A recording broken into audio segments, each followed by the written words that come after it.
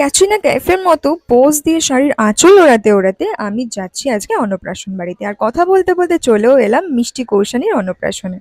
আর মিষ্টি কৌশানী এখন ব্যস্ত ফটোশুটের জন্য, তাই আমি খুব বেশিক্ষণ অপেক্ষা না করে চলে গেছিলাম কোল্ড ড্রিঙ্কস খেতে।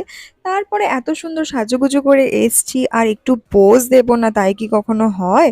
তাই একটুখানি পোজ দিয়ে নিচ্ছিলাম, দেন চলে গেছিলাম মেন কোর্সে। আর এই হচ্ছে মেন কোর্সের মেনু।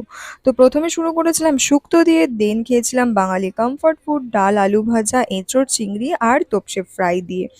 ডাল আলু ভাজার সাথে একটু লেবু চিপে অসাধারণ লাগছিল, ঠিক কথাই। তার সাথে এঁচোড় চিংড়িটা ছিল সুপার, আর চিংড়ি পেলে তো আলাদাই একটা ইমোশন। তোপসে ফ্রাইটা এত ভালো হয়েছিল যে আমি দুটো খেয়েছিলাম। দেন আমার পাতে চলে এসেছিল দই কাতলা, আর চিকেনও ছিল, আমি যদিও স্কিপ করে গেছি। দেন খেয়েছিলাম চাটনি পাঁপড় পায়েস মিষ্টি।